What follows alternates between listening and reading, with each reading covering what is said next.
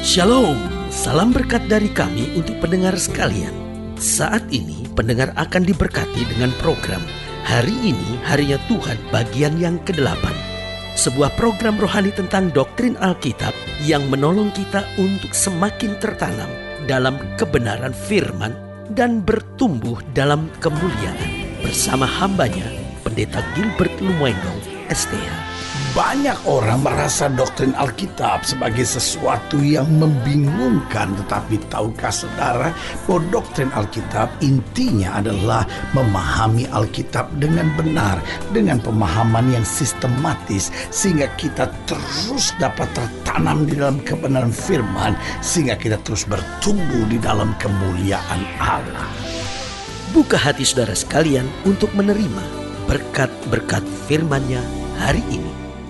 Allah kita adalah Allah yang sangat menyayangi dan mengasihi kita. Haleluya. Karena itu ketika Ia melihat kesalahan serta kegagalan kita, Ia pasti bertindak. Dan tindakan Allah ini bukan karena dia jengkel, namun justru karena kasih sayang yang luar biasa. Nah, salah satu keadaan yang Tuhan akan cepat bertindak adalah ketika melihat kemesuman dan persundalan dalam hidup kita. Kenapa? Karena Dia adalah Allah yang kudus. Dalam Alkitab dikatakan dosa lain dikerjakan di luar tubuh, tetapi kemesuman, persundalan, perzinahan adalah dosa yang dibuat di dalam tubuh. Sementara Paulus berkata tubuh kita adalah bait dari Roh Kudus. Maka jika Tuhan melihat kemesuman, persundalan, perzinahan dalam kita, maka Ia akan menghentikannya. Nah, pertanyaannya dengan apa Allah bertindak dan menghentikannya?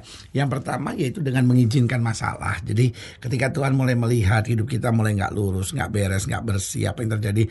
Tuhan mulai izinkan masalah. Tujuannya sederhana, supaya kita cepat sadar, supaya kita cepat berbalik, supaya kita cepat mengerti, oh ya Tuhan, saya salah nih Tuhan, saya melakukan sesuatu yang gak benar, saya berzina, saya hidup mesum, saya hidup bersundal ini ya kan. Tetapi kalau kita gak mau dengar apa yang terjadi, Tuhan mulai mengizinkan kegagalan. Jadi bukan hanya masalah, tapi mulai gagal. Kita mulai lihat apapun yang kita kerjakan kok gagal, apapun yang kita buat kok kayaknya gak pernah berhasil lagi gitu. Hari-hari kemarin kok kayaknya ada banyak keberhasilan, tapi kok hari-hari ini gagal terus. Nah, saudara, kalau itu terjadi, cepat berbalik.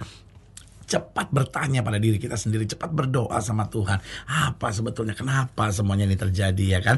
Lalu yang ketiga, masih kita nggak mau dengar juga. Biasanya Tuhan lebih tegas, Dia mulai mengizinkan sakit penyakit. Saya tidak bilang bahwa setiap sakit itu merupakan teguran Tuhan untuk menghentikan perzinahan, kemesuman, serta persundalan. Tetapi banyak kali Tuhan mengerjakannya dengan apa? Dengan mengizinkan sakit penyakit. Ketika seorang mulai terbaring, udah kena stroke atau kena masalah penyakit yang lain, baru dia sadar. Bahkan tidak sedikit yang kena HIV ya kan, tidak sedikit yang akhirnya terkena penyakit-penyakit yang lain gitu. Dan kalau dia nggak cepat sadar, maka lebih binasa lagi. Tapi kalau dia cepat sadar, masih ada pengampunan dari Tuhan. Lalu yang keempat, dengan apa? Dengan mengizinkan penderitaan yang berat. Masalah masih nggak mau dengar, Tuhan kasih kegagalan. Kegagalan masih nggak mau dengar, Tuhan kasih sakit penyakit. Masih nggak mau dengar penderitaan yang berat. Dan saudara, gue yang kasih dalam Tuhan masih nggak mau dengar kebinasaan yang terjadi. Karena itu selalu saya ingatkan, bukan saatnya kita mengeraskan hati, cepat bertobat, cepat kembali. Betul, setiap kita bisa salah, tetapi anugerah Tuhan menantikan bagi setiap mereka yang mau bertobat dan kembali ke jalan yang benar. Haleluya. Selamat datang dalam program kita Hari Ini Harinya Tuhan, sebuah program rohani yang kembali mengingatkan kepada kita betapa pentingnya kita menjadikan firman Tuhan sebagai dasar keseharian hidup kita. Karena selama kita menjadikan firman Tuhan sebagai dasar keseharian hidup kita, langkah-langkah ke depan kita penuh dengan kepastian, kemenangan, berkat, mujizat, dan perkara-perkara besar. Haleluya. Dan dalam program ini kita sedang membahas tentang menghentikan kemesuman dan persundalan.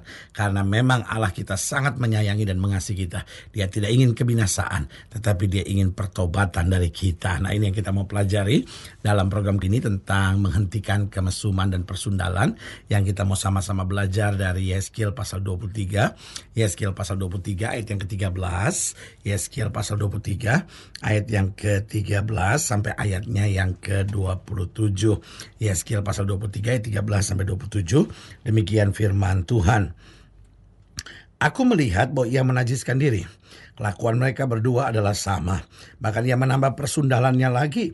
Ia melihat laki-laki yang terukir pada dinding gambar orang-orang Kasdim, diukir dalam warna lingam. Pinggangnya diikat dengan ikat pinggang, kepalanya memakai serban yang berjuntai. Semuanya kelihatan seperti perwira yang menyerupai orang Babel dari Kasdim, tanah kelahiran mereka. Segera sesudah kelihatan oleh matanya, ia berahi kepada mereka dan mengirim suruhan kepada mereka ke tanah Kasdim. Maka orang Babel datang kepadanya, menikmati tempat tidur percintaan dan menajiskan dia dengan persundalan mereka. Sesudah ia menjadi najis oleh mereka, ia meronta dari mereka. Oleh karena ia melakukan persundalannya dengan terang-terangan dan memperlihatkan sendiri auratnya, maka aku menjauhkan diri karena jijik daripadanya, seperti aku menjauhkan diri dari adiknya. Ia melakukan lebih banyak lagi persundalannya sambil teringat kepada masa mudanya, waktu ia bersundal di tanah Mesir. Ia berahi kepada kawan-kawannya bersundal yang auratnya seperti aurat keledai dan zakarnya seperti zakar kuda. Engkau menginginkan kemesuman masa mudamu, waktu orang Mesir memegang-megang dadamu dan menjama-jama susu kegadisanmu. Oleh sebab itu, hai Oholibah, beginilah firman Tuhan Allah, memang kau sudah menjauhkan dirimu dari kekasih-kekasihmu, tetapi sungguh aku akan menyuruh mereka bergerak melawan engkau. Aku akan membawa mereka melawan engkau dari sekitarmu. Orang Babel dan semua orang Kasdim, orang Pekod, orang Soa dan orang Koah, dan semua orang Asyur bersama mereka, pemuda yang ganteng, bupati-bupati dan para penguasa semuanya, perwira-perwira dan pahlawan-pahlawan perang, pasukan kuda semuanya. Mereka datang melawan engkau dengan banyak kereta dan roda-roda, dan dengan sekumpulan bangsa-bangsa. Mereka akan menyusun perisai besar dan kecil dan ketopong di sekitarmu melawan engkau. Dan aku akan menyerahkan perkara ini di hadapannya, dan mereka akan menghakimi engkau menurut hukum mereka. Aku akan membalaskan cemburuanku kepadamu, sehingga mereka memperlakukan engkau dengan kemurkaan.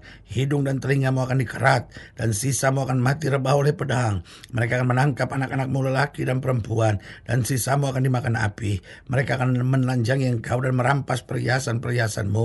Aku akan membuat engkau menghentikan kemesumanmu dan persundalanmu sejak dari tanah Mesir, sehingga engkau tidak lagi melirik kepada mereka dan tidak lagi mengingat-ingat orang Mesir. Saudaraku yang kasih dalam Tuhan, ayat yang ke-27 saya mengulangi sekali lagi. Aku, kata Tuhan, akan membuat engkau menghentikan kemesumanmu dan persundalanmu. Berarti Allah kita begitu menyayangi kita. Dia tidak ingin kita binasa. Dia tidak ingin kita hancur. Karena itu dia mau menghentikan kemesuman dan persundalan kita. Dengan mengizinkan masalah, dengan mengizinkan kegagalan, dengan mengizinkan sakit penyakit, bahkan dengan mengizinkan penderitaan yang berat. Nah, pertanyaannya, bagaimana dengan orang-orang yang mesum dan sundal yang mau bertobat? Sebab ada banyak orang yang berpikir, ya percuma lah saya bertobat. Hidup saya sudah terlalu kotor. Hidup saya sudah terlalu jahat. Hidup saya sudah terlalu najis. Masakan Tuhan masih bisa menerima saya? Saudaraku yang kekasih dalam Tuhan, itu adalah tipu muslihat iblis. Iblis mau mengintimidasi kita bahwa kita sudah tidak bisa diampuni. Kita sudah terlalu parah. Kita sudah terlalu kotor. Kita sudah terlalu najis di hadapan Tuhan. Tapi hari ini kembali saya harus ingatkan apa yang Alkitab katakan, bahwa walaupun dosa kita merah seperti kermisi, Tuhan akan memutihkannya putih seperti salju. Berarti dari sini kita diingatkan bahwa setiap kita masih ada harapan kalau kita mau kembali. Nah, bagaimana orang yang najis, yang mesum, yang sundal, kalau dia mau bertobat? Yang pertama, Tuhan akan mengampuni dan melupakan. Oh, haleluya. Ini berita yang terbesar dan terbaik yang bisa diterima. Tuhan akan mengampuni dan melupakan. Mungkin saudara berkata, tapi saya pernah aborsi sampai 3 kali. Mungkin saudara berkata, tetapi saya seorang homoseks. Mungkin saudara berkata, tetapi saya seorang banci. Mungkin saudara berkata, saya seorang lesbian. Mungkin saudara berkata, saya berselingkuh, saya hamili anak orang, dan saya paksa dia untuk aborsi. Atau mungkin saudara berkata, saya pacaran sama suami orang dan saya jadi istri piaraan. Atau mungkin saudara berkata, saya Saman Levan.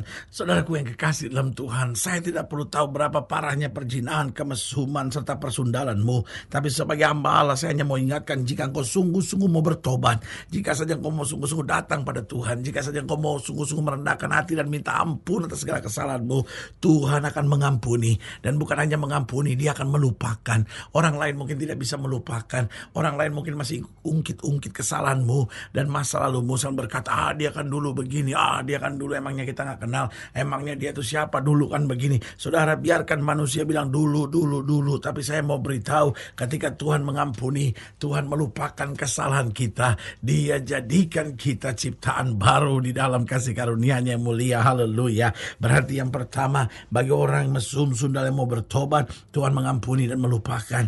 Yang kedua, Tuhan akan menyucikan hidupnya, sehingga dia bukan saja bekas orang jahat, tetapi dia telah dimurnikan, disucikan hidupnya. Saudaraku yang kekasih dalam Tuhan, ada banyak orang yang berprinsip seperti peribahasa, sekali lancung ke ujian seumur hidup orang tidak percaya, sekali telah cacat dengan persundalan, mesum dan perzinahan, maka seumur hidup orang memandang rendah. Tapi saya mau beritahu, itu bisa saja benar secara pandangan duniawi, tapi tidak di hadapan Tuhan. Tuhan mengampuni, melupakan, kemudian Tuhan menyucikan hidup kita. Dan yang ketiga saya pelajari, karena Tuhan sudah mengampuni, melupakan dan menyucikan, yang ketiga Tuhan akan memakai hidup kita. Saudaraku yang kasih dalam Tuhan, Rahab itu dalam Alkitab adalah bekas seorang pelacur. Dan apa yang terjadi dengan Rahab? Rahab itu karena menyadari dirinya hina, berdosa, najis di hadapan Tuhan, dia bertobat sungguh-sungguh di hadapan Tuhan.